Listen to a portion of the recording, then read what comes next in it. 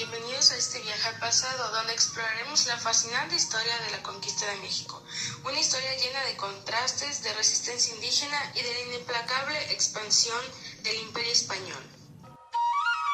Pues bien, la conquista de México fue un importante acontecimiento que inició en 1519 y se consumó en 1521, cuando el pueblo mexica fue sometido por un reducido grupo de españoles que contó con el apoyo de otros pueblos indígenas aliados.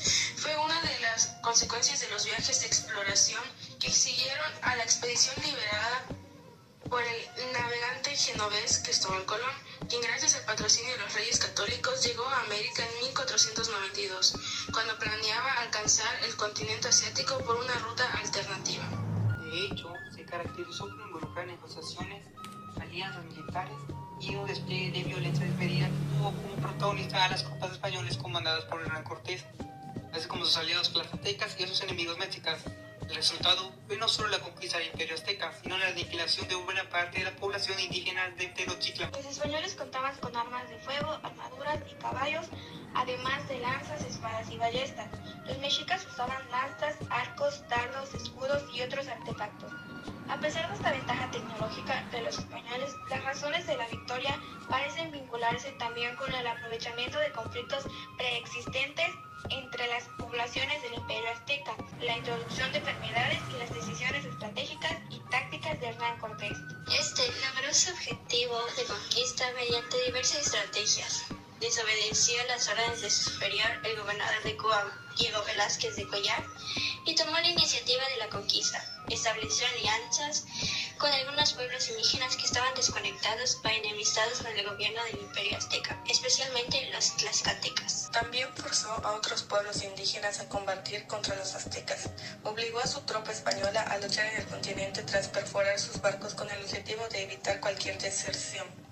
Aprovechó los conocimientos de lenguas y costumbres indígenas de la Malinche, una mujer de origen náhuatl que actuó con intérprete y consejera. Pues vaya que es una gran historia muy interesante, pero prepárense porque se vienen otras mejores. No se vayan porque continuaremos con más, aquí en su podcast Ecos de la Conquista. Ya volvemos. ¿Ya compraste tu libro? Cómpralo ya. Hola, ya volvemos a este pequeño corte. En este siguiente tema hablaremos sobre la instalación del poder español. Nuestra compañera quiere nos contará más a detalle. La caída de Tenochtitlan en 1521 marcó el inicio de un nuevo capítulo en la historia de México. La conquista militar fue solo el primer paso. Los españoles se enfrentaron a la tarea de consolidar su poder y establecer un nuevo orden en la sociedad. Es importante recordar que la conquista no fue un evento único, sino un proceso gradual. Los españoles tuvieron que lidiar con la resistencia indígena, la expansión territorial y la consolidación del control sobre los recursos y la economía. Pero, ¿cómo se instaló el poder español en Nueva España? La estrategia española se basó en la combinación de la fuerza militar con la diplomacia y la manipulación. Los españoles establecieron alianzas con algunos grupos indígenas, como lo son los tlaxcaltecas, y se aprovecharon de las rivalidades existentes entre los diferentes pueblos. La conquista implicó la destrucción de la cultura azteca. Los españoles destruyeron templos, quemaron códices y prohibieron las prácticas religiosas indígenas.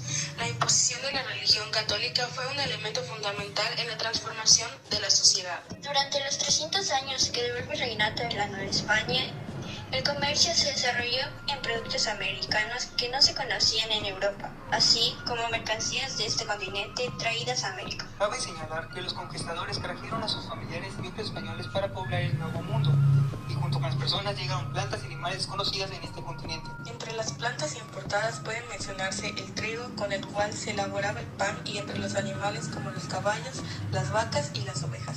Supongo que para traer esto tenían actividades económicas, ¿cierto? Sí, entre ellas resalta la minería, que fue la actividad que más explotó, principalmente en lo que hoy conocemos como Guanajuato, Zacatecas, Pachuca, Taxco, donde principalmente se extraía el oro y la plata. Otro sistema que estaba dentro del contexto económico es la encomienda, que era una forma de producir alimentos en la que los indígenas estaban obligados a trabajar las tierras, propiedad de los europeos. Esta consistía en que los españoles explotaron la tierra y el trabajo de los indios. Aparte de eso, también estaba el repartimiento, ¿cierto? Sí, este consistía en que un alcalde mayor llevaba a un grupo de indígenas a laborar en estancias ganaderas o a las minas por espacios de una semana y luego rotaban con otros grupos indígenas. Por otro lado, el comercio también fue fundamental para la economía colonial, entre ellas el comercio exterior y el comercio interior. Unos conceptos claves del comercio exterior fueron el monopolio español, que consistía en que España controlaba el comercio exterior de la Nueva España, la flota de indígenas, que fue un sistema de navegación que conectaba la Nueva España con España.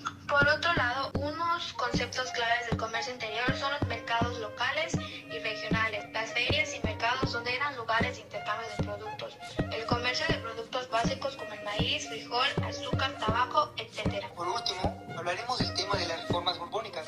Este tema es muy interesante y seguro les gustará. Bueno, las reformas borbónicas en la conquista y virreinato de México fueron una serie de cambios políticos, económicos y sociales implementados durante el reinado de la dinastía borbónica en España 1700 a 1808 y su colonia en México, Nueva España.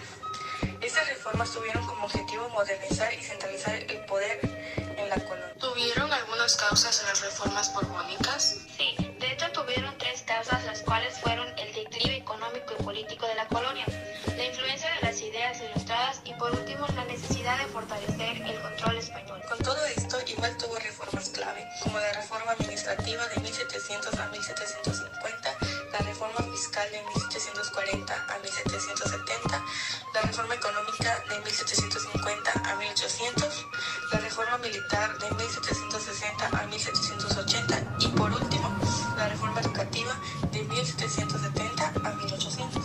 De igual manera, así como tuvo causas, también tuvo consecuencias, ¿no? Sí, una de sus consecuencias fueron la concentración del poder en la colonia, la mejora de la economía y el comercio, el fortalecimiento de la educación y la cultura y por último la resistencia y oposición entre los criollos y los indígenas. ¿Cuáles fueron sus figuras clave? Sus figuras clave fueron Felipe V, que fue rey de España de 1700 a 1746.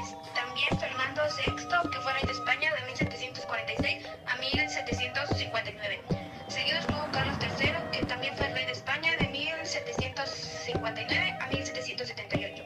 Y por último, José de Gálvez, que fue visitador general de Nueva España de 1765 a 1771. Bueno, entonces, concluyendo con todo lo anterior, las reformas borbónicas en la conquista y virreinato de México fueron un conjunto de cambios políticos, económicos y sociales implementados por la dinastía borbónica para modernizar y centralizar el poder en la colonia. Bueno,